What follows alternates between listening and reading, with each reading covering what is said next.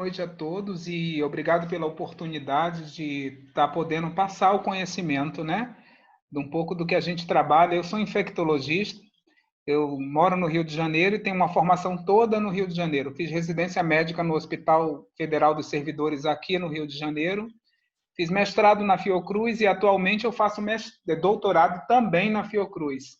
E na Fiocruz eu trabalho no Instituto Nacional de Infectologia, que é um lugar específico que a gente trabalha especificamente com doenças virais. Eu trabalho no setor de doenças febris agudas. Então, a minha vida é virologia e é infectologia.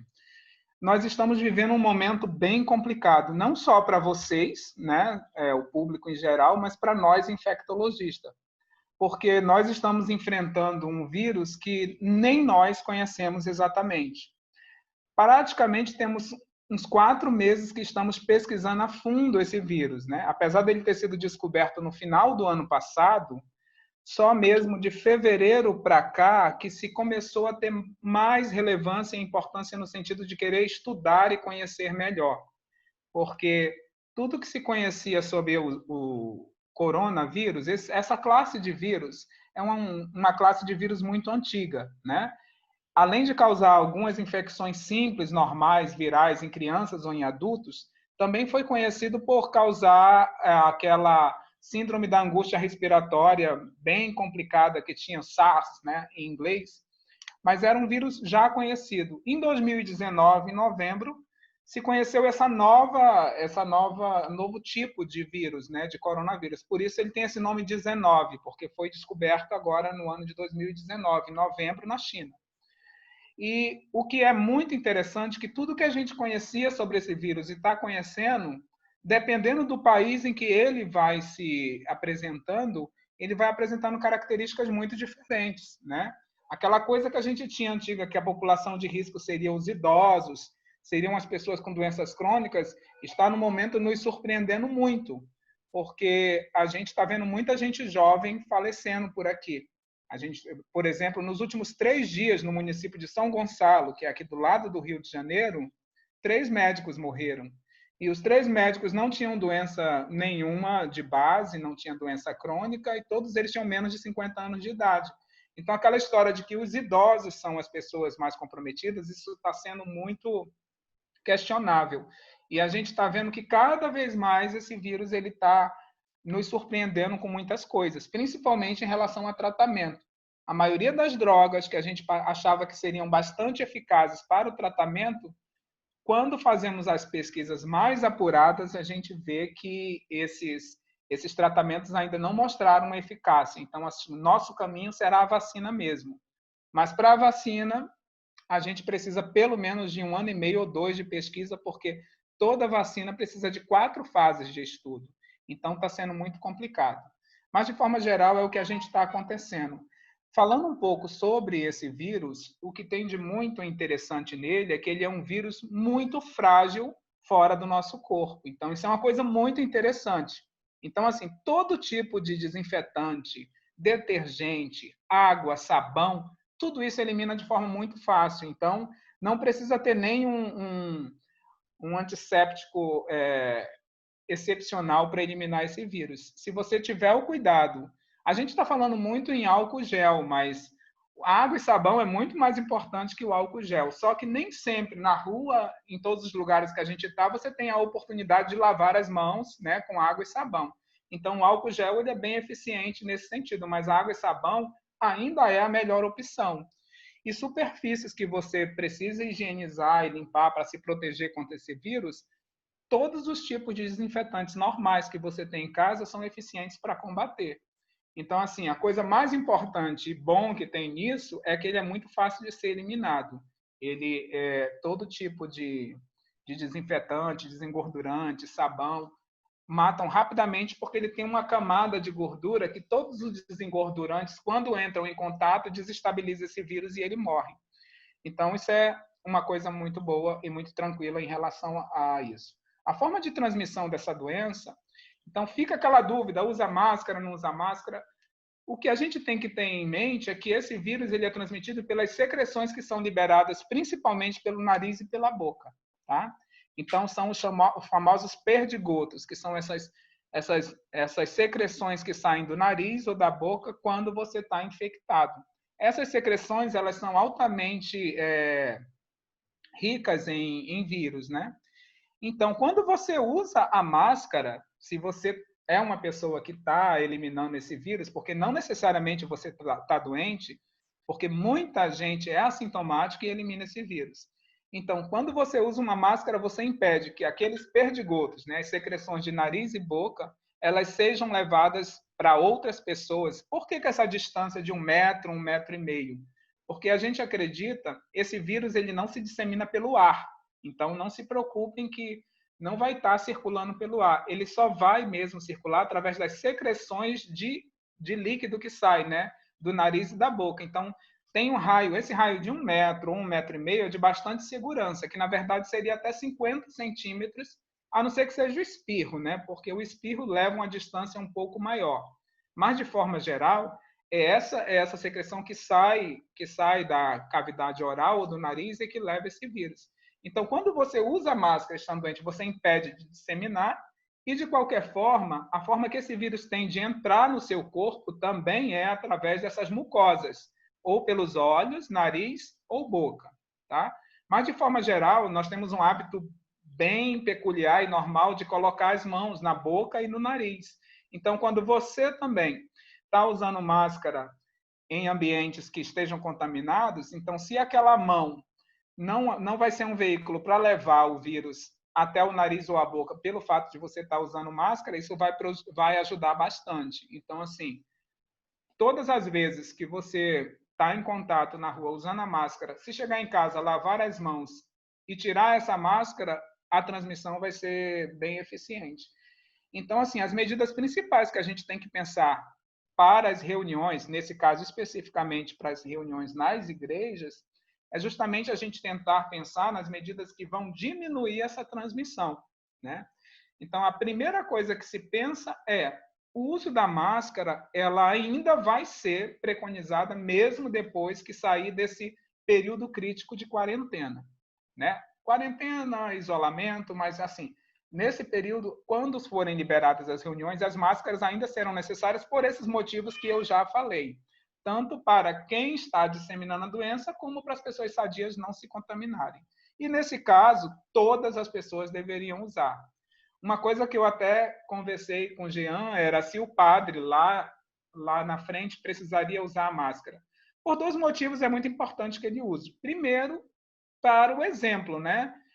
Para o exemplo, porque se todas as pessoas, ele também vai estar. E em qualquer momento, de qualquer forma também, vai ter algum momento que o padre vai estar próximo das pessoas, ou seja, das pessoas que estão auxiliando lá em cima em todas as atividades da missa, ou em algum momento que ele vai estar em contato com os fiéis na igreja, né? Então, não existe, a gente não pode ficar colocando e tirando uma máscara. Outra coisa muito importante, não se fica manipulando máscara. Se você coloca a máscara, você evita ao todo tempo segurar, pegar em qualquer parte que tem contato, você segura só nas hastes do lado, que geralmente são elásticos, tá? E evitar ficar colocando e tirando o tempo todo, né? Não existe finalidade nenhuma disso. A primeira coisa seria usar as máscaras. A segunda coisa que é muito importante é tentar manter uma distância entre as pessoas para evitar essa contaminação, né? Essa disseminação do vírus. Não necessariamente 1 metro ou 1 metro e meio, mas se tínhamos aqueles bancos que cabiam 8 ou 6 pessoas, eu acho que quando voltarmos às atividades, vamos limitar aquele banco para 3 pessoas ou 4. Já é uma forma de diminuir. Se esses bancos tinham uma distância muito próxima um do outro, vamos tentar manter bancos mais afastados um do outro, né? E, em alguns casos, até diminuir a quantidade de bancos que tem nas igrejas. Outra coisa que pode se observar é que, quando se limita o número de pessoas que vão estar sentados, a gente já imagina que uma grande quantidade de pessoas vão pensar que podem ficar em pé lá atrás assistindo. Isso é outra coisa assim muito importante que nós temos que ter noção, que lá atrás assistindo em pé também tem que ter esse controle de distância. Então, o ideal é que isso não aconteça, né? Isso seria uma das coisas principais. Outra coisa importante, além da máscara, da distância, a gente não pode estimular nenhum tipo de contato de proximidade. Abraços, apertos de mão. Eu sei que o ambiente da igreja, a gente fica muito propenso a ter esse tipo de atitude, mas, assim, nesse momento, deve ser evitado também. E também uma coisa que eu conversei que é muito importante, evitar qualquer veículo que seja passado de uma mão para outra, né? Panfletos que possam ser entregues ou roteiros das missas, os papéis de forma geral, isso deve ser evitado, passar, tipo assim, ter uma pessoa entregando papéis. O ideal é que cada fiel tenha o seu próprio material e evite-se, nesse momento, que seja distribuída alguma coisa nas igrejas. Outra coisa muito importante também de pensar nesse momento é que tem alguns momentos na missa, principalmente, que não podem ser deixados de ser feito. Por exemplo, o ato a gente conversou sobre a hóstia, né? Mas algumas medidas que até eu acho que o Jean pode falar melhor com a gente depois, mas a gente pode tentar usar algumas pinças específicas que ele falou, ou se a igreja não tem a pinça específica, evitar que o padre ou a pessoa que estiver entregando as hóstias entregue diretamente na boca, não, evitar o contato com a boca, isso tem que ser uma coisa passada, entregue na mão. Outra coisa que a gente pontuou que pode ser muito importante, evitar nessas unidades, né, não só na igreja ou nos arredores da igreja, bebedouros, cantinas que podem estar vendendo algum produto. Então, água especificamente, se tem alguém que durante uma missa precisa beber água, o ideal é que essa pessoa leve a sua água de casa, né? E não compartilhe com ninguém também, tá? Porque não vai dar para alguém ter a sua garrafinha de água e ficar compartilhando com um amigo que está na missa, assistindo a missa. Isso é uma coisa importante. Comida, água, essas coisas todas devem ser evitadas. A gente tem uma porção de medidas que podem surgir ainda, que eu acho que vocês podem falar, o Jean pode pontuar também, para a gente tentar minimizar essa disseminação desse vírus. Por quê?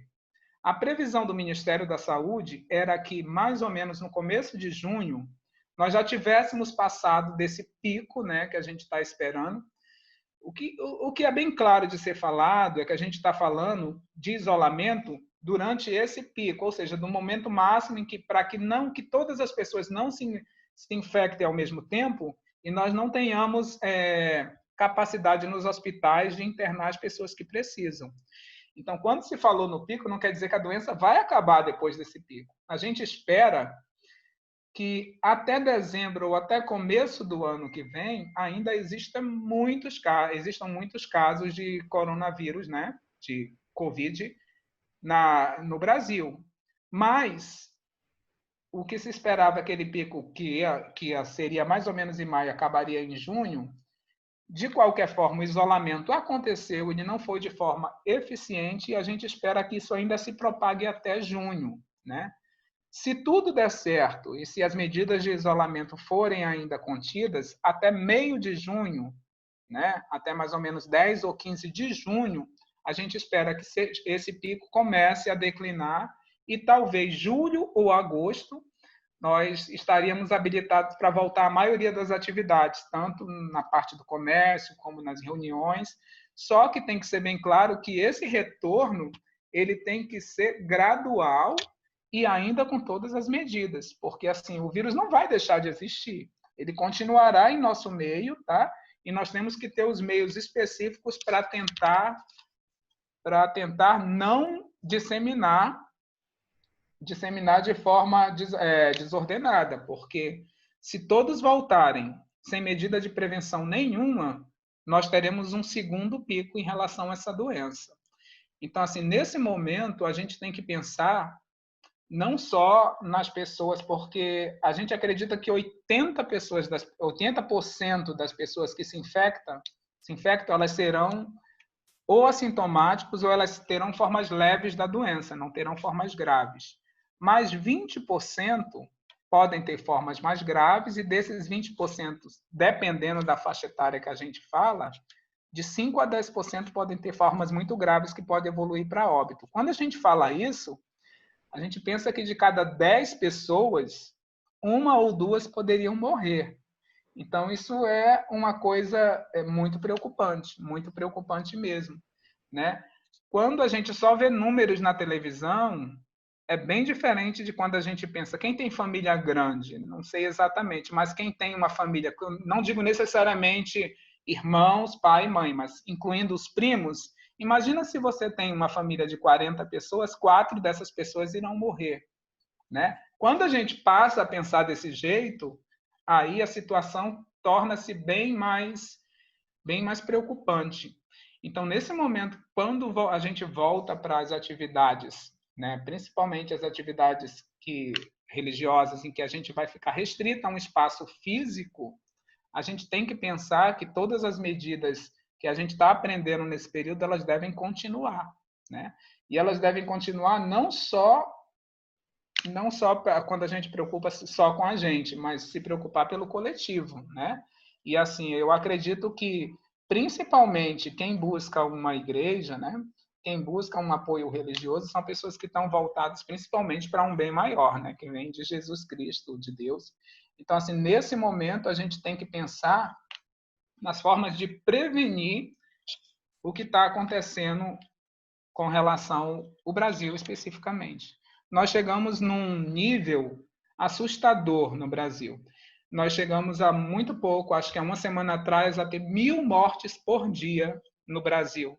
Nós começamos uma coisa gradual de 400 mortes por dia, 600, 700, e há muito pouco tempo atrás chegamos no limite de 1.000 mortes por dia, caiu um pouco, mas se nós não tomarmos medidas cabíveis até esse meio de junho, nós teremos novamente essa estatística de 1.000 mortes por dia. Hoje, eu estou vendo aqui, a gente acabou de chegar a 1.039 mortes hoje. Então, voltamos novamente. Então, quando se fala 1.000 mortes por dia, isso é de fato assustador, né? Pelas proporções do Brasil e o tamanho dele, alguém pode dizer que não é muito relevante, mas são 1.000 mortes documentadas por coronavírus, tá? Isso são as pessoas que conseguiram diagnosticar, porque nós sabemos que muitas mortes estão acontecendo e talvez até metade do que está sendo publicado, elas estão acontecendo sem diagnóstico. Então, quando se fala 1.000 mortes por dia, ou 1.030 e pouco, como ele acabou de falar, a gente imagina que com certeza deve ser umas 1.500 a 2.000 mortes por dia que devem estar acontecendo de verdade, porque o Brasil não está fazendo teste. Nós não temos os testes para todo mundo. Tem um número muito grande de mortes de suspeitos que não estão nessa estatística aí. Então, assim, a preocupação maior tem que ser voltada em relação a isso. Então, assim, necessariamente, quando serão liberados para eles já, como o Jean falou, em alguns lugares já voltaram a ter as missas, já voltaram a ter as reuniões, né? Mas muito provavelmente, eu acho que até agosto todas as igrejas já devem estar, de alguma forma, sendo liberadas para fazer as reuniões presenciais. Mas, como eu conversei, mas seria muito importante ainda continuar os meios de ter as missas de forma virtual ou alguma forma para as pessoas que ainda são os grupos de risco, né? Porque eu falei que a doença está mudando muito, né? Não necessariamente é mais o idoso, mas os idosos continuam sendo pessoas que têm formas muito mais graves da doença, tendências para ter, portadores de doenças crônicas, e aí de doenças crônicas não necessariamente o diabetes e a hipertensão, de forma geral, se o paciente toma remédio e ele está controlado, ele não se enquadra nesse grupo de doenças crônicas graves, tá? Porque senão, quantas pessoas são hipertensas e diabéticas? Seria o hipertenso descontrolado e o diabético também sem um controle específico. Mas as doenças específicas crônicas, quais são?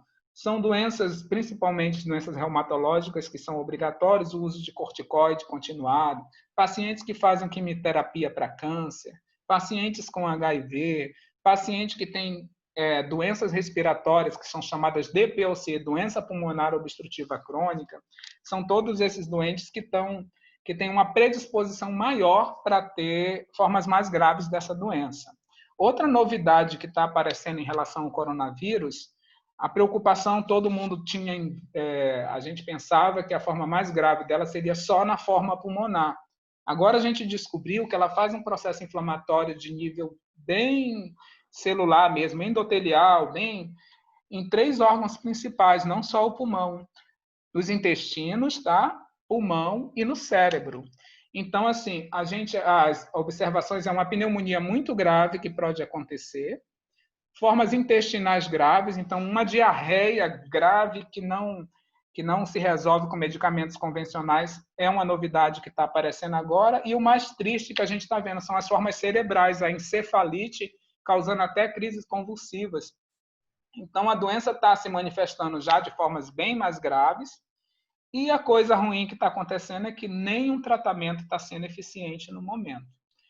Teve a história dos remédios que eram usados para parasitose intestinal, ivermectina, um outro remédio, a anita, que era usada, a própria cloroquina, que é usada para malária e também para as doenças reumáticas, e uma porção de outros remédios.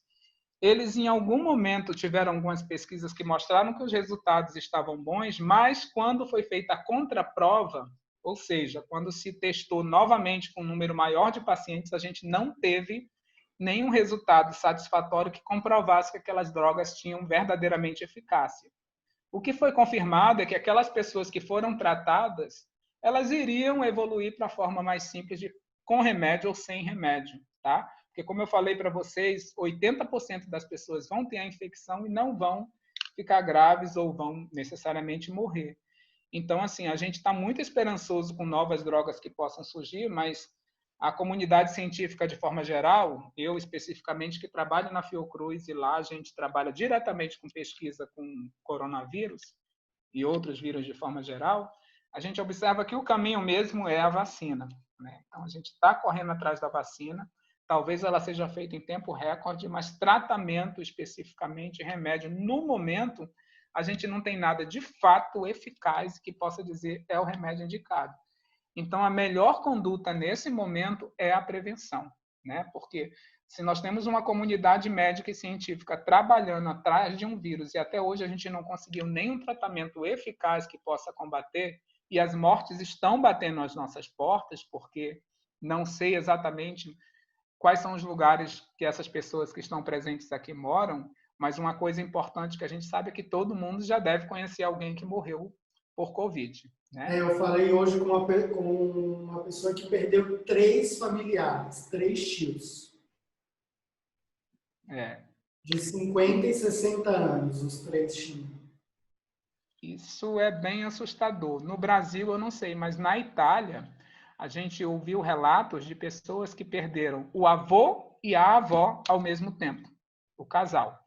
Então, assim, imagina, a gente perde Nós um tivemos a avô. perda de vários sacerdotes católicos na Itália, e foram muitos idosos, né? Porque eles acabavam tendo muito acesso, principalmente aos hospitais, a cuidar, ajudar a cuidar dessas pessoas e acabaram se contaminando e morrendo. Até tem a história de um padre que é muito bonito, a história inclusive porque ele pediu para não usar o respirador porque pediu para dar para um jovem, né, para alguém que era mais jovem que ele.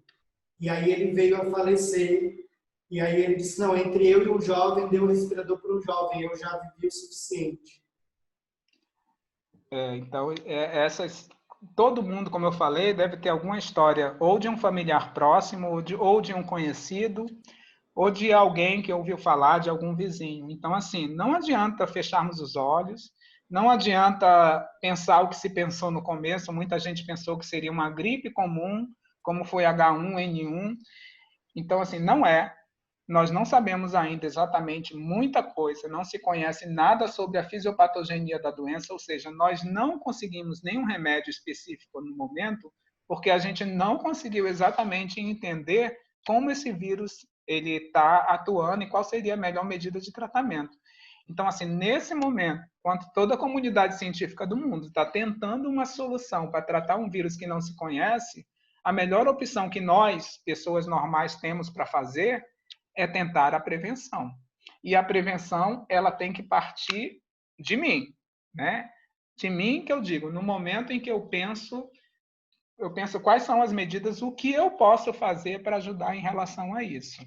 Como eu falei para o Jean no começo, discorrer muito tempo sobre o coronavírus tornaria-se uma coisa muito cansativa, porque é muita informação que a gente está tendo, né? Eu falei em apanhado geral do que pode ter, mas eu acho que a função mais importante agora dessa reunião é a gente tentar ouvir vocês, né? passaram-se aqui 30 minutos, eu consegui falar em linhas gerais algumas coisas. Se vocês quiserem saber mais alguma coisa em relação à Covid, pode perguntar. Eu estou Mas eu vendo que acho o que... pessoal está colocando as perguntas já aqui. então eu acho que a gente pode partir para isso, né? Tá. Eu queria só fazer um parênteses, só para vocês saberem, gente. A gente já bateu a marca dos 100 participantes na sala, e aí o Zoom ele libera esse formato até 100 alunos. A gente teve 300 e poucos inscritos. Então, a gente vai liberar depois a formação para os demais, aí a gente está aqui comunicando eles, mas tá super legal. Que Então, boa notícia. De repente, então, a gente pode até ter uma outra oportunidade daqui a 15 dias ou um mês para até ouvir se já voltaram as atividades e as pessoas poderem dizer como isso está acontecendo, se eles perceberam que as medidas preventivas. Uma coisa que que o Ezequiel falou, e só para vocês saberem, tudo isso que a gente está partilhando aqui, vocês vão receber um e-book, tá? Eu vou botar, quem ficar até o final agora da formação, eu já vou liberar para vocês o link com um e-book especial sobre essa formação, com todos os detalhes e orientações para as paróquias. Mas o que a gente vê já de imediato é que, na verdade, nós precisamos estar preparados para evitar a contaminação, né? O isolamento, ele só impede, pelo menos o que a gente vê, né, Ezequiel, é que ele só prorroga o prazo de contaminação. As pessoas vão se contaminar de alguma forma, isso vai acabar ocorrendo, né? Mas Esse isolamento ele está acontecendo para que as pessoas não sejam infectadas todas ao mesmo tempo. sim. Ou seja, porque se isso acontecer, as unidades de saúde elas não vão ter capacidade de resolver a situação da demanda e vai acontecer o que ele falou ainda agora. Tem um respirador e para quem será? Então, assim, essas medidas elas estão acontecendo para que a gente possa ter essa infecção gradual, aos poucos, né? Não é muito preocupante, porque 80% das pessoas não terão formas graves. Então, se for de forma organizada, tá? A gente pode evitar muita morte mesmo, porque as medidas de CTI e suporte, elas conseguem conter o paciente. Uma coisa que eu achei interessante, Ezequiel, por exemplo, Santa Catarina, né? Eles tiveram isolamento antes, mas eles voltaram assim para um novo normal antes também, né? E eles já apresentam, por exemplo, eu estava vendo uma entrevista do prefeito de Florianópolis, 80% das UTIs de Floripa não estão sendo utilizadas e já tinham liberado as cirurgias eletivas, né, que tinha sido parado e tudo mais. Uma coisa que eu achei interessante nisso é o seguinte, e eu sou catarinense, então, assim, uma coisa eu acho que é a questão educacional também das pessoas, né? Floripa adotou o uso da máscara já há muito tempo, não é de agora, né? Então, eles já tinham adotado medidas de prevenção com bastante antecedência. Enquanto os estados ainda discutiam a possibilidade do uso da máscara, em Florianópolis já estava sendo obrigatório. Então, eu não sei se eu acho que lá o isolamento, unido a algumas medidas de restrição de transporte público, de aglomerações, mais esses cuidados essenciais, por exemplo, eu acho que ajudaram muito a diminuir a contaminação lá, né?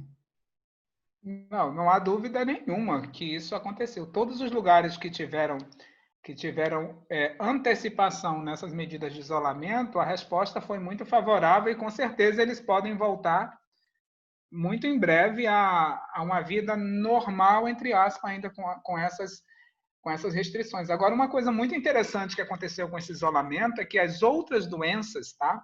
Por exemplo, em março, abril, seria, pelo menos no Rio de Janeiro, seria para a gente estar tendo um boom de chikungunya, dengue, zika, e nada disso aconteceu, porque as pessoas, de certa forma, também ficaram menos expostas aos insetos, menos expostas às outras doenças. Então, isso, assim, foi outra coisa que ajudou bastante, porque o Rio de Janeiro a gente estava esperando um boom de dengue e chikungunya, e isso não aconteceu. No ano passado, em março, abril e maio, nós tínhamos as emergências entupidas de pessoas, principalmente com chikungunya e dengue. Isso também ajudou. Então, foi muito importante para se entender um pouco como esse isolamento tem ajudado. Agora, uma das coisas muito importantes da gente fazer esse isolamento agora para depois liberar e descongestionar o sistema de saúde é que a gente não pode esquecer que existem outras doenças, né? As pessoas estão passíveis de todas aquelas doenças que a gente conhecia. Então, assim, CTI, respirador, ele não foi feito só para o paciente de Covid. A gente tem muito paciente que tem trauma, acidente de motos, pacientes que têm uma porção de outras situações que precisam de respirador, que precisam ser entubados, e esses também estão morrendo, tá? Porque todos os respiradores estão ocupados com pessoas com Covid. Vamos lá, eu vou te fazer a pergunta aqui da Yara. Eu não sei de onde que ela é, mas aqui ela está perguntando o seguinte. Já está sendo desenvolvido alguns estudos sobre o tratamento aqui no Brasil. Ela fez 3 perguntas. Eu vou tentar resumir aqui. Eu acho que você já respondeu, já está sendo feito algumas pesquisas de tratamento, né? Eu não sei Sim. a que ponto isso tem evoluído, mas eu acho que o que a TV tem falado não é muito diferente do que a gente tem hoje, né? Bem, tratamento, sim, a Fiocruz, especificamente a Fiocruz está trabalhando com 3 tipos de tratamento específico. A cloroquina e a hidroxicloroquina, ela não deixou de ser pesquisada, ela continua sendo pesquisada, mas os resultados não estão satisfatórios. A gente está pesquisando 2 remédios que são usados para HIV também, que é lopinavir e ritonavir, com resultados bem satisfatórios, mas ainda não pode ser divulgado porque ainda não temos conclusões finais. Tem outros antivirais que são o Remdesivir e outros que estão em pesquisa também, mas nenhum deles ainda tem a resposta satisfatória. Agora, o importante é não se disseminar uma informação errada. Não sei se vocês receberam, mas eu especificamente recebi no WhatsApp receitas prontas com azitromicina, ivermectina, anita. Então, nada disso é comprovado. De certa forma, são medicamentos que não vão fazer muito mal, porque esses 2 últimos que eu citei são remédios usados para parasitose intestinal, para verme, pelo menos a população vai ser tratada para verme, né? Mas não temos nenhum remédio específico agora no momento, mas pesquisa está acontecendo sim. A Fiocruz é o principal centro que está trabalhando com 4 drogas especificamente. Mas no mundo a gente deve ter aí pelo menos, até o momento, 35 centros pesquisando tratamento. Sobre a vacina, existe algum progresso? Como é que está? Tem muito progresso. Só que o que acontece, quem não sabe como acontece um protocolo de vacina, toda vacina ela precisa ter 4 fases de estudo, né? E assim, uma vacina que tivesse um tempo recorde, assim, muito rápido, seriam 2 anos, porque é fase 1, 2, 3 e 4. Nós temos 8 centros principais trabalhando com vacinas, tem pelo menos dos 800, 2 já estão na fase 2 de estudo da vacina. Os outros estão em fase 1. Então, assim, parece que a gente vai conseguir uma vacina num tempo recorde de 1 ano ou 1 ano e meio. Mas a vacina, sim, o Brasil também, a Fiocruz também está trabalhando numa vacina em parceria com a França, mas não adianta que a gente não espera que esse ano essa vacina surja, porque não tem tempo hábil. Assim, os órgãos que liberam vacina, é muito sério você usar alguma coisa no corpo humano sem ter uma comprovação científica. Elas estão sendo pesquisadas. Alguns centros na Europa já foram permitidos para usar as pessoas como voluntários para participar dessa pesquisa, mas é demorado, é pelo menos 1 ano e meio ou 2. Todos os estudos estão em fase 2 ainda. A gente precisa de 4 fases obrigatórias para liberação de vacina. Legal. Tem uma pergunta aqui, Arnaldo Ciron, eu acho que até esse é padre. O maior problema está com a grande massa que não é ativa dentro da comunidade. Aí está falando sobre a missa, né, aqui. Sobre a questão de separar a quantidade de pessoas. Daí eu vou ler tudo e vamos ver aqui como é que a gente organiza a resposta. O maior problema está com a grande massa que não é ativa dentro da comunidade, que participa somente das missas de preceito. Como separar? Pois temos 4 missas dominicais, ou seja, no domingo, né? E todas são cheias. como fazer para manter esse distanciamento? Podemos colocar mais celebrações, mas como dividir esse público? Qual seria a Olha, sugestão? olha, eu não vejo outra opção a não ser limitar o número de pessoas. E para não ser injusto, eu acho que esse número de pessoas devem ser limitados por ordem de chegada. Assim, isso é o que eu estou pensando. Eu não sei como a igreja poderia agir em relação a isso, mas eu não vejo um critério para que você possa dizer quem pode entrar ou não, a não ser por ordem de chegada. Uma Porque coisa que eu vi, eu não sei até que ponto isso poderia acontecer, por exemplo, eu tenho uma realidade que eu acompanho de um santuário em Curitiba, que eles estão fazendo a missa no pátio e as pessoas ficam dentro do carro, elas não saem do carro. isso é excelente, né? Isso Então, seria uma elas ficam opção. dentro do carro, o padre celebra em cima de um trio elétrico, transmite o áudio por um aplicativo, se eu não me engano, a web rádio do próprio santuário, a pessoa conecta e fica ouvindo a missa, e os ministros vão levar a Eucaristia com todos os cuidados. Aí, sobre a entrega da Eucaristia, gente, a gente no e-book a gente sugere a pinça eucarística, que é algo usado, que era usado há muitos anos atrás. A igreja usou, e aí, inclusive, Ezequias, eu fui pesquisar, a pinça era usada em tempos em que as pestes apareciam. A igreja já utilizava a pinça como uma forma de não haver contaminações. Olha que Então já interessante. existia a preocupação, né? Isso é Eu muito achei muito importante. interessante isso, porque isso demonstra dentro da história, né, da igreja, enfim, que isso não é algo novo, já existiu e já existia um objeto litúrgico próprio para ser utilizado nesses casos. Inclusive, eu vi, se você digitar aí no Google, para você que está acompanhando, digita aí pinça eucarística, provavelmente já vai aparecer as empresas de objetos litúrgicos que estão comercializando já, porque isso é um objeto que já não era mais usado, né? E voltou. Mas no e-book, inclusive, a gente partilha ali, gente, dizendo que o importante é não haver o contato da mão com a boca, né? Então, se você Sim. entrega a Eucaristia na mão da pessoa, não é tanto problema, desde que a sua mão tenha sido higienizada e tudo mais. Caso contrário, o melhor é usar a pinça mesmo, né? Por exemplo, se o padre higieniza a mão, o padre ou a pessoa que for entregar as hóstias, higieniza a mão e pega as hóstias e não pega mais na mão de ninguém, ele não precisa todas as horas estar limpando a mão, porque ele não está em contato com mais ninguém. Então, por isso que eu falei que ele entregaria diretamente na mão, mas também evitando pegar na outra mão e também evitando entregar na boca. Se ele não vai tocar na mão que recebe, ou seja, ele solta na mão e não entrega, né, em contato. Então, ele não precisa toda hora estar higienizando a mão. Precisa higienizar a mão uma vez antes, né, quando for pegar. Se tiver a pinça, melhor ainda, porque a prevenção se torna bem melhor. Mas se ele higienizar uma vez, pegar a hóstia e não mais pegar na mão de ninguém, é uma medida bem importante. Mas tem que prestar atenção para não tocar em ninguém. O importante é que não haja o contato da boca, da saliva, né? Então, quanto mais a gente adotar essa higienização das mãos, e aí sempre de luva, isso vai evitar nós termos o contato, né, com a saliva. A Thalita está perguntando aqui sobre as aulas de catequese para as crianças, né?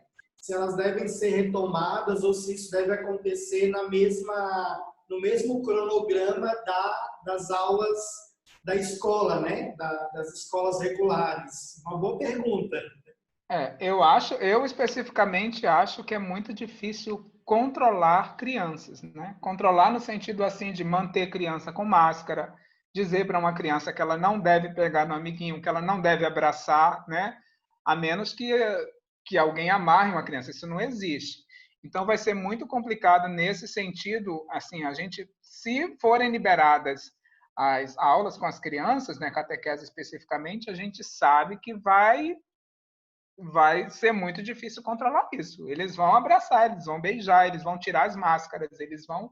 Então, eu acho que especificamente as crianças deve ser assim a última coisa que deve ser liberada.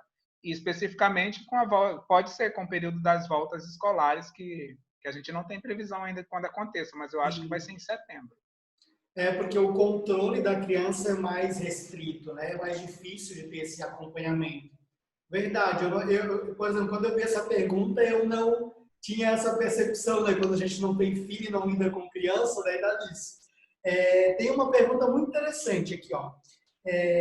Celestina de Fortaleza, de volta ao trabalho com o uso da máscara.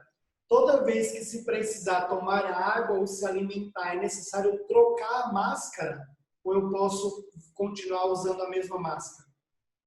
Não, ó, o ideal é que a gente tivesse máscaras por turno. O que são por turnos? Uma máscara para manhã, uma máscara para tarde e outra máscara para noite. Isso seria o ideal. E não necessário. Se você tiver a condição de ter a máscara descartável e jogar, tudo bem. Se você tem a máscara de tecido que você confeccionou, comprou, mantenha um saco dentro da sua bolsa, um saco plástico. Você tira essa máscara, amarra para ser lavada. Então, assim, as refeições principais, café da manhã, almoço, o jantar. Então, assim, se você tivesse uma máscara para amanhã, outra para tarde, outra para noite, já ajudaria bastante. Agora, especificamente tomar água, né?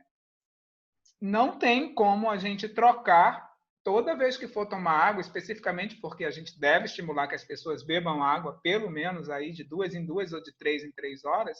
Eu acho que não. Você só tem que ter o cuidado de tirar a máscara, tocar, não tocar na frente, né?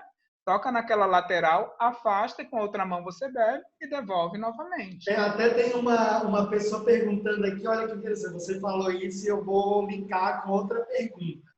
Durante a comunhão, a retirada da máscara para comungar não iria gerar a perda da eficácia da proteção? É isso que você está falando, né? É esse cuidado, comunga e depois volta de novo, né? Com certeza, porque a máscara, na verdade, ela vai funcionar só como ela funciona como uma barreira para que você entre em contato com aqueles perdigotos. Então, o que acontece? Se alguém, por alguma forma inadvertida, jogou alguma secreção na direção do seu nariz ou boca, ficou na máscara. Se você for tirar aquela máscara pegando na região onde tinha, então não adiantou de nada, você colocou na sua mão. Então, por isso que você pega na lateral. De qualquer forma, sempre lavar as mãos toda vez que tiver a oportunidade. Mas sim. Uma coisa importante que também é essa mesma pessoa, o professor Tadeu, ele falou sobre uma coisa importante aqui. Na hora do rito, gente, sobre a consagração, né? Ezequias, durante o momento do rito de consagração da Eucaristia, o padre, ele faz uma série de orações em cima da Eucaristia, estendendo em alguns momentos as mãos, ele tem um rito litúrgico que ele segue. Esse rito, aí é que entra a importância de um padre estar de máscara também e os vasos sagrados, de preferência, fechados, né? Para que não caia a saliva dele, né? Porque pode o padre estar contaminado e contaminar sem querer, porque a gente sabe que a saliva, a gente não controla isso, né? E você falou uma coisa muito interessante aí, porque a gente está esquecendo que tem um número muito grande, que não é pequeno, de 30%, podendo até variar para 50%, de pessoas que podem ser assintomáticos ou com muito poucos sintomas, estarem transmitindo e não sabem, né? Então, necessariamente, uma pessoa que não está tossindo, espirrando, com febre, não tem a doença. Ela pode estar com o vírus, pode estar disseminando sem ter sintoma nenhum, né? Então, a gente tem que pensar nessa possibilidade. Principalmente crianças, viu? Agora, voltando àquela pergunta as crianças, de forma geral, elas são portadores assintomáticos. Eles funcionam só para transmitir a doença. Então, assim, de forma geral, crianças, elas transmitem muito a doença, né? Porque são assintomáticos e podem estar levando a infecção para os professores, para as outras crianças, que podem levar para os avós, né? Também. As reuniões de grupos e pastorais devem acontecer? Fora as missas, existem todas as atividades lá, né? Devem acontecer no período em que for liberado. Sim, deve acontecer com todas as restrições. Essas reuniões costumam ser de número menor de pessoas. Então, é isso que, inclusive no e-book, a gente fala sobre isso, né, Ezequias? A gente coloca no e-book, gente, que as mesmas medidas que você adota para a missa são medidas que você vai adotar nas reuniões. Então, por exemplo, tem lá os grupos, o grupo de jovens vai se reunir, as cadeiras têm que estar com distância, um número mais limitado de pessoas. Então, esse tipo de cuidado é o mesmo para grupos, né? Independente se é a missa ou não. É que a missa existe um rito litúrgico que exige alguns cuidados, porque tem a distribuição de um alimento, que é a Eucaristia. Né? Além do ato de estarem juntos, ainda tem a entrega de um alimento. Né? Eu achei interessante uma outra pergunta. As ofertas na missa seria uma forma de transmissão, né? Seria sim, porque as mãos das pessoas elas podem estar contaminadas, sim. Bem, dinheiro é difícil ser higienizado, moeda até é muito fácil, porque se pegarem todas as moedas e botarem solução com cloro mesmo, né? Com água sanitária, está resolvido, não tem problema nenhum. Agora, notas, não é difícil a gente ter uma medida eficaz para higienizar notas. Né? O ideal é o seguinte, que toda pessoa que tiver contato com as notas depois tem que lavar as mãos. Porque não vai ter um tipo de higienização que a gente possa dizer com a nota, um Que, papel. na verdade, o dinheiro, quem vai tocar é a pessoa que vai dar. Geralmente é usado uma sacola para colocar dentro, né? Sim. O risco maior, na verdade, é para quem vai contar depois, organizar esse dinheiro, ter esse cuidado. Mas essa pessoa, se tiver o cuidado de, depois de manipular todas essas notas, lavar as mãos, não tocar em nada, né? Principalmente, não vai ter problema nenhum. Agora, higienizar notas de dinheiro, não tem como. Não vai ter uma opção. Aqui já, juntando outra pergunta, a higienização dos bancos antes e após as missas ajudam? Ajuda muito, e essa higienização é muito simples como eu falei no começo, eu não sei quem chegou depois, todo tipo de desinfetante, todo tipo de detergente, todos eles são eficazes para eliminar o vírus. Esse vírus ele tem uma camada de gordura fora, a bainha principal dele de cobertura, ele é cheia de gordura. E quando você põe qualquer desengordurante, você desestrutura o vírus e ele morre. Então, assim, ele é muito frágil fora do ambiente, né? Fora do nosso corpo. Então, qualquer desinfetante, não vou dizer marcas Veja, ou seja o que for, ou até o álcool a 70 mesmo, se tiver disponível, passar com um pequeno pano nos locais, principalmente nos bancos, não necessariamente onde senta, mas locais onde pega, né? Onde segura, se puder limpar, vai ajudar bastante. Antes, para que você ajude e dê mais segurança para quem vai usar o banco. Após, para limpar possíveis meios de contaminação. Isso aí Ainda sobre as ofertas, tenho aqui algumas perguntas sobre isso, e inclusive para querer mudar o momento de colocar o dinheiro lá na sacolinha e tudo mais, eu faço uma ponderação aqui, gente, que eu tô falando essa parte mais litúrgica, porque é algo que eu tenho um pouco mais de conhecimento e que eu alinhei com o Ezequias, certo? Com o doutor Ezequias aí fica mais fácil.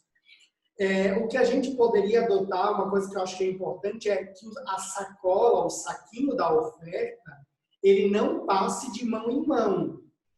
Que seja alguém ou a pessoa passar com o saco e não tocar, tipo, ninguém tocar, ou então não ter aquela opção de a pessoa ir lá levar na frente, como em muitas paróquias aquela procissão do ofertório, que as pessoas vão lá e entregam. Esse tipo de ação eu acho mais arriscado. Então, eu acharia mais interessante, ou deixa-se um cofre e oriente as pessoas a deixar a sua oferta ao final da missa lá, o dinheiro, ou aqueles cofres, aquelas urnas, né? Ou então passa-se com a sacola sem passar de mão em mão. Seja aquela pessoa que faz as ofertas, entenderam? Porque eu acho que é muito arriscado você ficar... Tudo que passa de mão em mão é arriscado.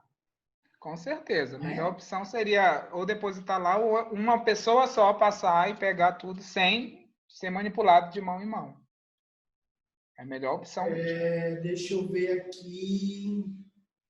Eu estou tentando priorizar perguntas que sejam bem ligadas à vida pastoral e litúrgica, tá? Aqui uma consideração do Sérgio Augusto que eu acho interessante sobre a missa no carro, né? As pessoas assistirem no carro. Pode acontecer de pessoas darem carona para outras, né? Isso pode acontecer, de fato, de o vizinho dar carona. O ideal é que se oriente, aí eu acho que entra uma questão de conscientização, quando retorna às atividades da missa, a paróquia fazer um trabalho de mobilização para que seja, que não tenha pessoas no carro que não sejam daquela casa. Porque o isolamento social ele é uma orientação principalmente por família, né? Cada família por exemplo, eu moro só, mas tem pai, mãe, moram com mais pessoas, tentar restringir isso, né? De qualquer forma, por mais que tenha uma carona no carro, alguém diferente, mas dentro do carro, então, usem máscaras, evitem contato com os outros. Quando sair do carro, lave as mãos. Então, assim, fazer as condutas também de controle dentro do carro também. Quando não é possível fazer o Uma isolamento, né? orientação algo que o Reginaldo, eu acho que ele é padre até, esse Reginaldo colocou, se a paróquia pudesse ter, às vezes, um agente de saúde que ajudasse nas orientações na missa, né, presente. Eu acho que isso varia muito de cidade para cidade, porque, por exemplo, eu sei que cidades do interior isso é bem possível, que a relação da igreja com o governo, com os postos de saúde é muito pessoal, né? O negócio é bem diferente, né? Então, os agentes pastorais, os agentes da saúde, inclusive, muitos são agentes na própria paróquia, né? Então, seria uma forma interessante de ter alguém que possa ajudar nessa conscientização e nesse cuidado, né, Ezequias? Ah, não, com toda certeza. Se tiver alguém viável para ajudar, isso seria muito, muito bom.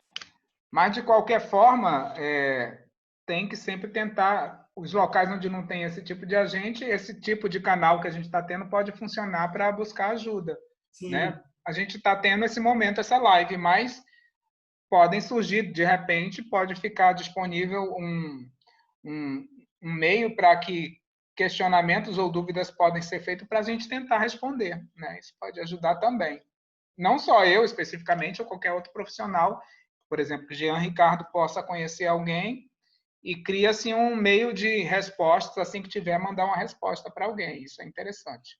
Uma coisa importante é que todo o processo de conscientização ele é uma cultura a ser implantado. Então, não é de um dia para o outro que as pessoas vão se adaptar. Então, quanto mais se falar sobre os cuidados, mais as pessoas vão ir aderindo. Claro, com todo cuidado, caridade, né? Esse momento é tudo muito tenso, né? Então, a gente está numa linha tênue das coisas, né? Então, é importante a gente ter o máximo de cuidado. Tá bombando pergunta aqui. Ah, Teve alguém que falou sobre que gostou das observações do bebedouro e cantina. Sim, no e-book que nós vamos mandar para vocês, que vocês já vão receber o link, nós falamos sobre isso, inclusive sobre distribuição de alimentos. É preciso tomar muito cuidado com isso. Então, bebedouros devem ser inativados, né? Não devem ser utilizados nesse período. agora foi uma coisa que eu lembrei que a gente falou, né? Banheiro é inevitável, né? Algumas pessoas não conseguem ficar todo o período de uma missa sem ir ao banheiro.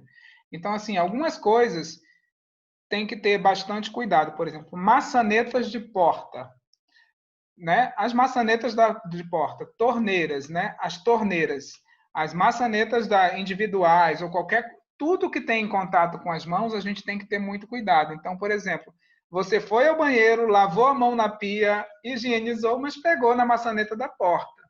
Então, assim, essas coisas, não, claro, não podemos criar uma neurose, mas eu acho que você tem que ter um álcool gel na sua bolsa, disponível no seu bolso, em algum lugar, porque se você foi ao banheiro, fez todo o procedimento normal, lavou as mãos, mas você pegou numa maçaneta, então higienizar a mão quando sair do banheiro, sair que eu digo fora mesmo, no corredor fora do banheiro, passar um álcool gel seria muito importante, porque evitar das pessoas irem ao banheiro, isso não é possível, né?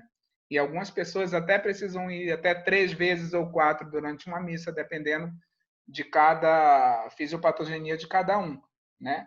Mas então, não esqueçam disso, maçanetas de porta, torneiras, todas as coisas que muita gente pega ao mesmo tempo. Então não adianta nada você higienizar e na saída pegou na maçaneta que todo mundo pegou, né? Então, quando sair do banheiro, tenha o seu álcool gel para higienizar mais uma vez a mão, tá bom? Sim. Aqui tem algumas perguntas sobre o plantão do dízimo, que é um momento em que geralmente na paróquia tem para as pessoas fazerem a sua contribuição do dízimo. Geralmente, em alguns lugares é uma sala, outros é uma mesa, né? Para esses casos, eu acho que é a mesma postura para a oferta e tudo mais. Quanto menos toque tiver de dinheiro, se você puder adotar a questão do envelope, para que o dizimista coloque o dinheiro no envelope isso aí, e deposite o envelope numa urna, é melhor, né? Isso evita a contaminação. Então, quanto menos contatos próximos de pessoas, é melhor. Então, a pastoral da acolhida, aquela ideia de acolher, por exemplo, de aperto de mão, isso tudo não dá. Então, até tem uma dica interessante aqui, Ezequiel, que ele diz assim, o pessoal da pastoral da acolhida poderia ajudar nas entradas para higienização das pessoas. Então, ficarem para passar o álcool em gel nas entradas, né? Então, toda pessoa que entrar, passar o álcool em gel. E outra coisa que a gente sugere no e-book é um medidor de temperatura, que já tem à venda aí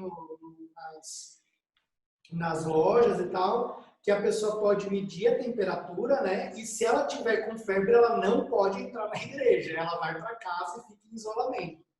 Sim, se tiver isso seria excelente, seria muito bom. E não é uma até mesmo para orientar alguém, de repente tem alguém com febre que nem sabe, né? Pode ser. Então isso é bem. Sim, aqui há uma pergunta interessante. Os folhetos de missa devem continuar sendo usados, Ezequiel? Não, não. Como a gente falou, e até tá no e-book também, tudo que é passado de uma mão para outra, isso deve ser evitado, né? Então, se tiver alguma forma de ser enviado para os fiéis de forma digital, para que cada um tenha no seu celular, ou então as pessoas levarem individual de sua casa, mas evitar, pelo menos nesse primeiro momento, tudo que seja passado de uma mão para outra. Porque se os folhetos existirem, vai ter que ter alguém pegando para entregar para outra pessoa, então isso deve ser evitado com certeza, na Tem medida uma do pergunta possível. aqui que nem eu nunca tinha ouvido falar sobre isso. Pode ser que você ouviu e aí você vai poder usar tapetes sanitizantes. Seria uma boa opção nas entradas das igrejas? A história do tapete ela não foi muito confirmada não, tá? Rolou aí na internet, então em todos os WhatsApp, mensagens dizendo que os tapetes seriam os principais locais em que ficava acumulado o coronavírus. A verdade é que tapete tem que ser evitado, né? O máximo possível tinha que ser evitado. Qualquer coisa que acumule, que possa acumular qualquer tipo de secreção, porque assim, quando a gente pensa num tapete, você esquece que uma pessoa próxima do tapete, ela pode cuspir, espirrar e cai no tapete e aquilo pode ficar ali por algum tempo. E nós não temos rotineiramente hábito de higienizar tapete, né? E Eu é, acho e que é um material difícil de limpar também, né? é. Então, na verdade, o que puder se evitar de tapete é muito melhor. Os que não podem evitar, tem que tentar alguma forma, mas se tiver o tapete higienizável, é melhor, é uma opção melhor. Ó, vamos lá. Nossa, tem muita pergunta legal, viu? Deixa eu pegar uma aqui.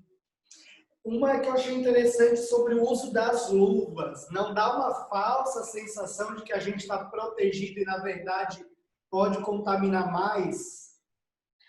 Não, a luva, ela só é uma medida eficaz se você não pode lavar as mãos, né? Por exemplo, eu vou manipular dinheiro, tá? Você acabou de falar aí, eu vou manipular dinheiro.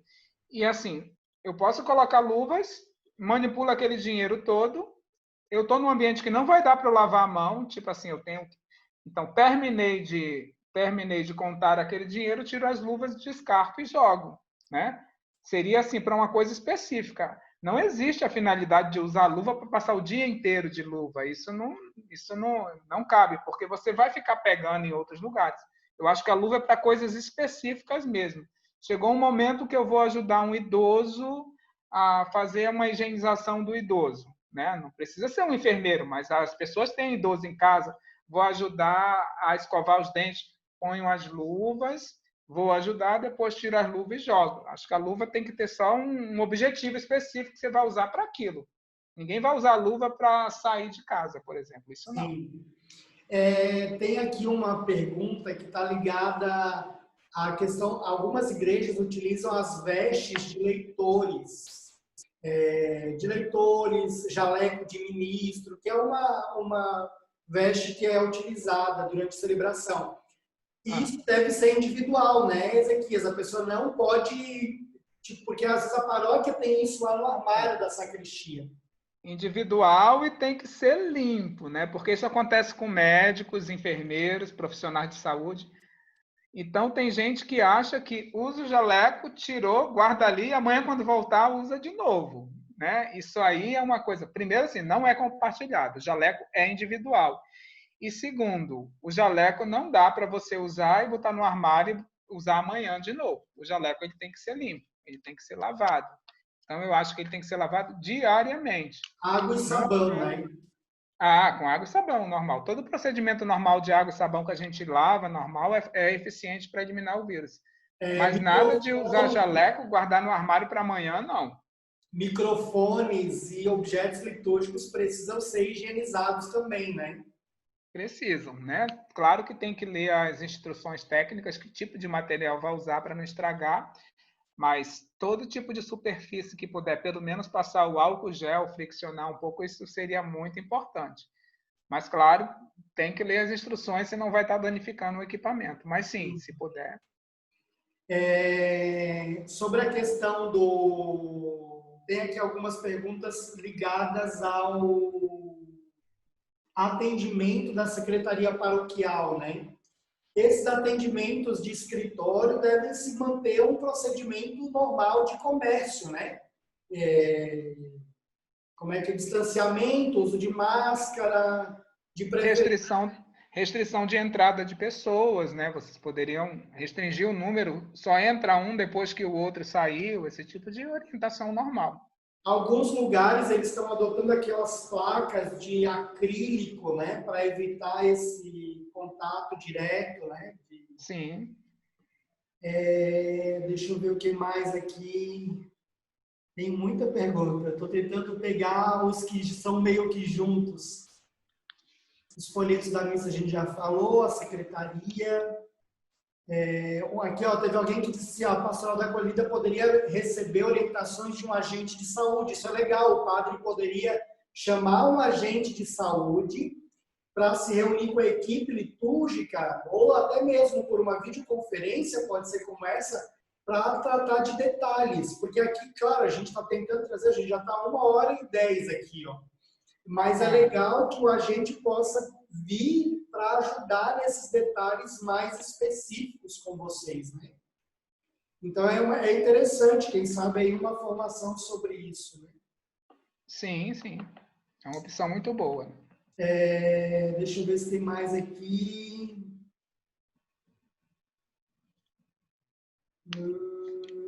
Uma coisa que algumas pessoas colocaram aqui aí para os sacerdotes, eu acredito que deve ter bastante padre aí na live, é que eles precisam ser os primeiros a fazerem os testes. Se eles estiverem com sintomas, eles não devem celebrar, né? Devem estar atentos à sua temperatura também, né, Ezequias? Você falou uma coisa importante: quanto tempo é o isolamento de uma pessoa que está doente, tá? As pessoas que estiverem doentes, e se Deus quiser, não compliquem, né, que possam ficar em casa, esse isolamento são de 2 semanas, mais especificamente 15 dias, a partir do início dos sintomas, né? Então, se eu fiquei doente hoje, com suspeita de Covid, pelo menos 15 dias de isolamento, tá? Então, o padre, especificamente, para a gente ter bastante segurança, O ideal é que ele fique 15 dias afastado das suas atividades a partir do momento que ele se tornou assintomático, ou seja, quando ele não tem mais sintomas nenhum.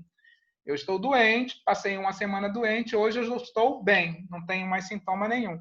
15 dias a partir daí dá uma margem de segurança muito boa para que não transmita a doença de forma nenhuma, tá?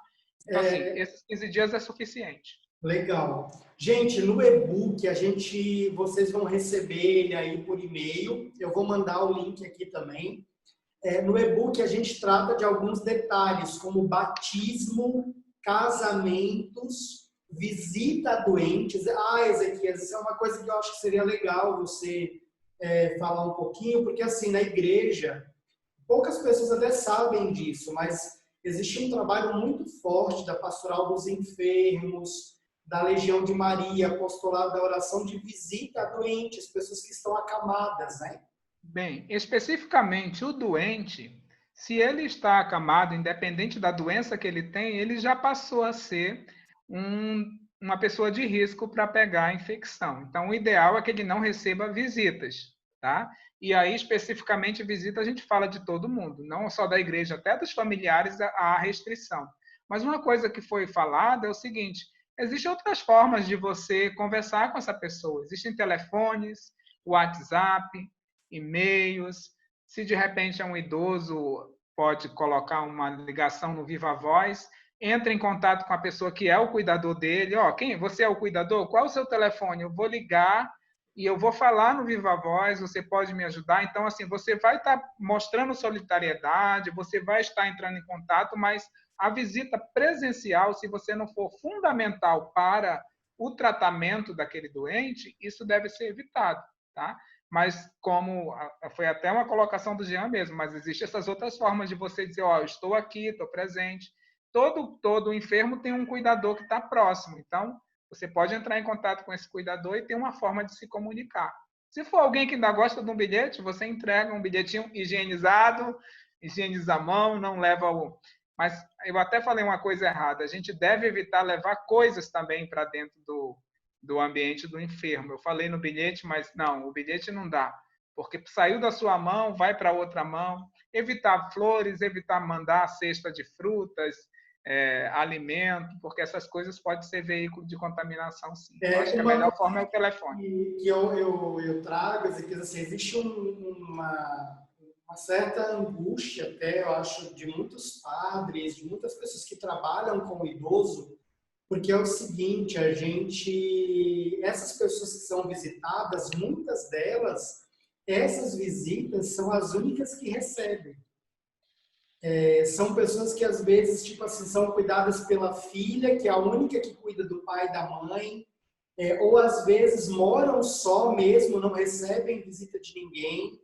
E isso é mais comum do que nós imaginamos na vida paroquial. Assim, as pessoas, o idoso, e assim, para mim, que sou jovem, não receber a Eucaristia e tudo mais é até mais tranquilo, mas para essas pessoas que a vida inteira aquilo foi sagrado, todo final de semana, aquilo rompe a alma dela, né? Aquilo fere profundamente ela, assim. Então, quanto mais próxima a igreja estiver perto, melhor. Mas se, por exemplo, como é o caso, até aqui estão perguntando sobre a unção dos enfermos. O sacramento da unção dos enfermos, ele é um sacramento que se dá quando a pessoa está já, muitas vezes, ou está num grau muito crítico, já da doente, né? Ou se dá a unção dos enfermos para que a pessoa possa melhorar. Então, a gente chama de sacramento de cura também, né? Não é só para quem está morrendo, as pessoas têm uma visão errada disso. Né? E aí, como é que poderia proceder nos cuidados? Por exemplo, eu não consigo evitar. Eu tenho um idoso, por exemplo, que está num nível que está muito depressivo e queria que o padre fosse levar a Eucaristia. Quando a visita é necessária, é só tomar os cuidados de precaução. Esse padre, ele irá de máscara, ele terá o cuidado de fazer a higienização, de preferência na porta do quarto antes de entrar. Claro que já lavou a mão antes, mas ter um álcool gel para que na porta do quarto, antes de entrar, faça a higienização. Ter o mínimo contato possível, né? Não ficar tocando, abraçando, apertando mão. Sim, ter o contato das coisas que são essenciais para a visita, né? E tentar manter um afastamento, uma distância mínima, assim, essas medidas de precaução de forma geral. Isso, com Como certeza, eu ajuda conheço bastante. um pouco os ritos, eu até inclusive eu conversei com o Ezequiel para a gente poder alinhar isso juntos. Uma coisa que é importante, por exemplo, se eu vou visitar um doente, eu vou levar a Eucaristia para ele, né, que isso faz parte do rito, inclusive, eu vou lá levar. Tudo que eu for fazer, eu evitar ao máximo o contato. Então, por exemplo, se o padre vai entrar numa residência que tem um idoso acamado, ele já tenha disponível luvas descartáveis, a máscara descartável. Ele está fazendo quase um procedimento médico. Então, ele tem que ter uma postura de alguém que está indo para um procedimento médico. Ele tem que tomar todos os cuidados. E a gente também tem que saber que a gente precisa do padre saudável, né? Então, assim, toda hora a gente está falando como se ele fosse levar doença para quem está Sim, tem visitando. isso. E ele também, às vezes, é idoso, né? Ele precisa também estar protegido. Então, essas medidas de precaução é para que ele não pegue a doença e que ele consiga fazer outras visitas, porque assim, não necessariamente vai morrer, mas se ficar enfermo, pelo menos aí vai ficar isolado entre o período de doença e isolamento, um mês isolado. Então, vai ser um mês que ele não trabalhará e não fará as suas atividades. Então, assim, essas precauções é para proteger também quem está visitando. Tem uma pergunta sobre o batismo, eu só vou deixar essa do batismo, gente, no e-book a gente fala sobre isso. Mas ela se aplica a restrições, então, ritos individuais, se os avós são idosos, eles não devem comparecer ao batismo, então aí faz via transmissão, com eles, os avós ficam assistindo via transmissão. Então, lá a gente explica em detalhes essas celebrações mais específicas, tá bom? Então, você vai receber o e-book lá sobre isso. Ministério de Música também deve usar máscara? Sim.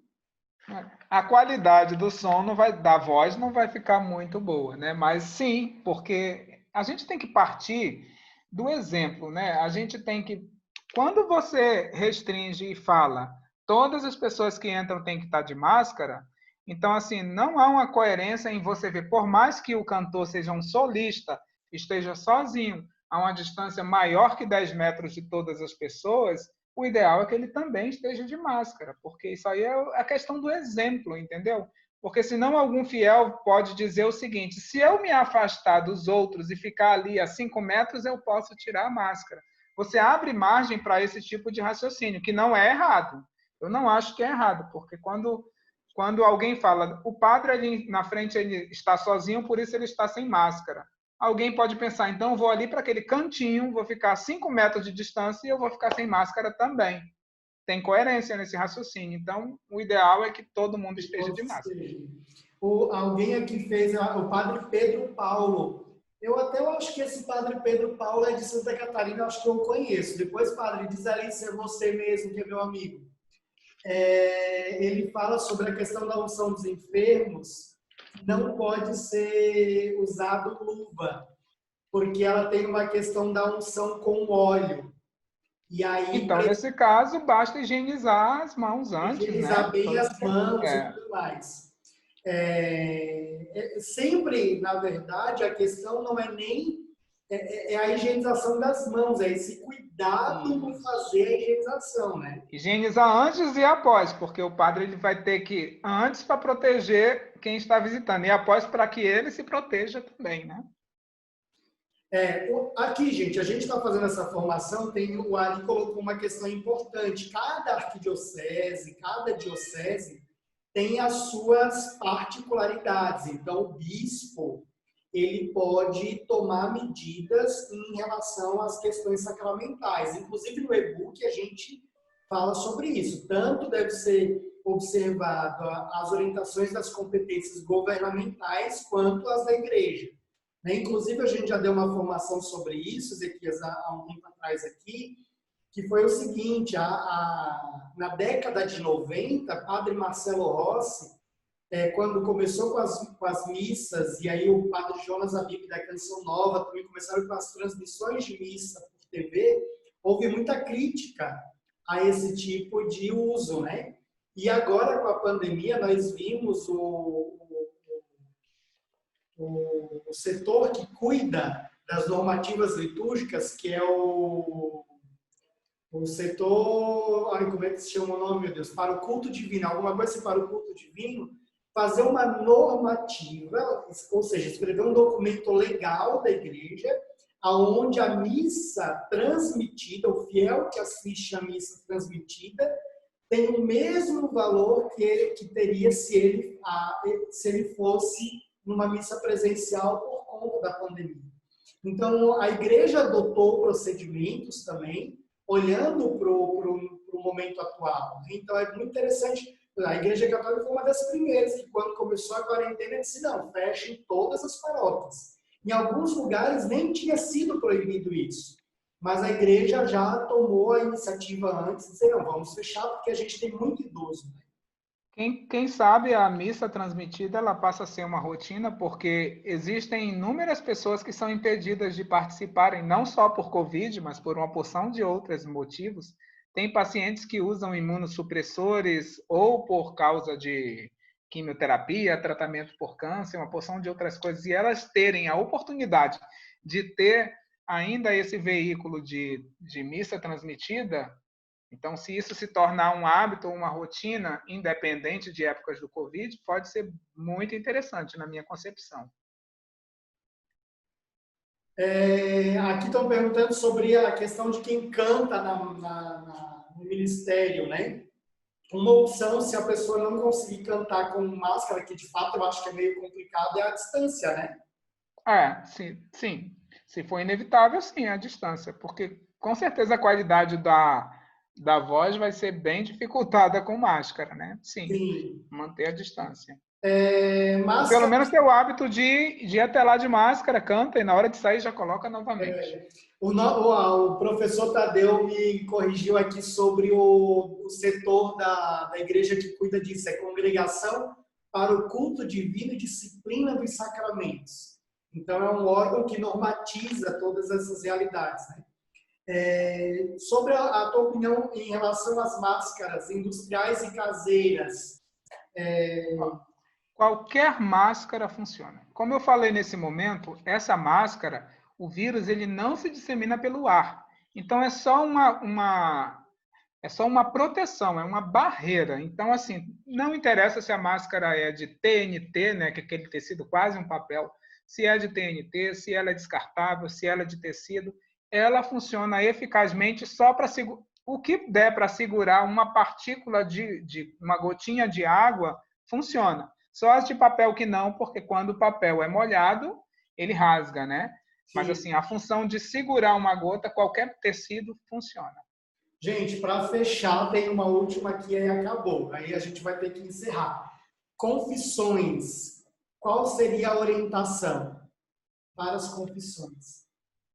A distância é a principal coisa, né? Porque, como a gente falou, quando se fala... E o mais importante, as duas pessoas, tanto quem está fazendo o padre como quem está se confessando, tem que estar usando máscaras, né? E uma distância maior. Como as confissões são feitas geralmente de formas secretas, eu não sei como é que funcionaria uma distância menor. Até me orienta nisso aí. Ou, menor não, desculpa, uma distância maior. O ideal é que, por exemplo, se a paróquia for adotar a confissão na secretaria, geralmente existe uma sala de confissão. Então, é o padre adotar um distanciamento básico com luva e higienização ao entrar e sair da sala. Eu acho que esse é um procedimento. Sim. Existem os confessionários de madeira lá. Eu acho que acho que não vai dar para ser usado nesse momento, né? Esses não devem ser usados, né?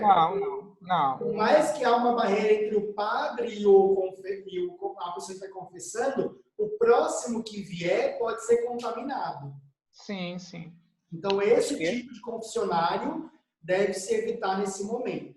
Gente, tem mais algumas, mas não vai dar. Já vai dar 9h30 e o Ezequias, ele é doutorando, trabalha, é médico em um monte de lugar, ele vai começar a chorar se eu começar a falar tudo que ele faz nessa vida, ele vai começar a chorar aqui. Eu vou Bem, colocar... primeiro eu queria agradecer a oportunidade. Eu acho que todo tipo de informação que a gente possa estar dando é interessante. Então, assim, eu trabalho com isso, então o que puder ajudar, e assim, estou até disposto a ter uma outra para a gente saber se, principalmente assim, quando voltarem, até para vocês darem opiniões, se está acontecendo, se não aconteceu, o que que se observou de diferente, pode ser uma outra oportunidade também. Tá? Mas muito obrigado pela oportunidade, estou à disposição para conversar em outras oportunidades. Eu agradeço. Gente, eu coloquei ali o nosso e-book, já está o link ali para você baixar. Então, é um e-book gratuito, a gente preparou com muito carinho aí para vocês. Já está ali no chat, você pode baixar. Logo em seguida, você vai receber um e-mail meu para você fazer uma avaliação da formação, uma pesquisa de satisfação. Peço que você responda para nos ajudar, dê dicas de novos conteúdos, tá bom? E a gente está à disposição. Eu tenho E dois... uma última coisinha que eu queria falar. E seria muito bom que vocês funcionassem como fiscalizadores disso, né? Então, assim, vocês que estão assistindo, independente da função de vocês na igreja, que vocês pudessem atuar como fiscalizadores, mas não como aquela pessoa chata que vai apontar o dedo ou criticar, mas que vai dar uma sugestão, né? Olha, eu vi essa observação, será que não era interessante isso? Então, nos ajudem nesse sentido. Eu acho uma observação, Ezequias, que eu acho importante nesse momento é que é o seguinte: nós vivemos um momento tão tenso da doença, da política, de tantas coisas, que eu acho que nós precisamos ter mais empatia, né, pelas pessoas. Eu acho que é muito importante uma comunicação mais propositiva, uma comunicação muito mais humana, afetiva, né, do que regra. Eu acho que se nós formos pelo olhar do cuidado com o outro, pelo zelo, né, e não pelaquela questão da regra, vai ser muito mais prático conscientizar as pessoas, né? E não como algo, não, é uma lei, né? Tudo que é lei é muito pesado, né? A sociedade já tem tantas leis e tudo precisa ser... Eu acho engraçado que a gente vive um momento que, tipo assim, o governo tem que colocar como imposição a máscara, tem que ser não sei o quê, quando na verdade eu preciso fazer aquilo por amor a mim e aos meus, né? Isso já seria o suficiente. Com certeza. Então é um momento que a gente tem que entender muito o próximo e assim, eu vou falar uma coisa super engraçada, gente. A rinite continua, tá? Então existe uma porção de pessoas que têm rinite. Eu sou um desses que tem. Então assim, você Dois. não imagina, você não imagina o que é o tempo esfriar um pouco. Uma pessoa que tem rinite ter que espirrar. Então assim, tá todo mundo aí com preconceito enorme. A gente tem que ter muito cuidado com isso também. Tá bom? Verdade, inclusive os profissionais de saúde passam muito preconceito porque estão na linha de frente, né? Ah, sim, com certeza. Gente, Mas, só um recado, dois recados para vocês. Dia 3 de junho, às 8h30 da noite, esse é um pouquinho mais tarde, nós vamos ter uma formação sobre evangelização infantil. Então, você que é catequista, que é mãe, que é pai de criança, nós vamos ter a Narla, que é uma mãe de 4 filhos e missionária, vai estar falando sobre evangelização infantil, evangelização das crianças. Tá bom? Então, logo a gente vai divulgar o link para você se inscrever na palestra.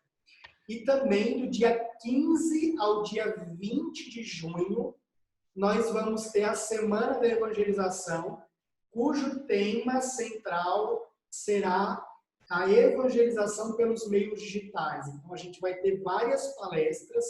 Aí, essas palestras serão todas às 13 horas. Então, todos os dias à tarde, às 13 horas.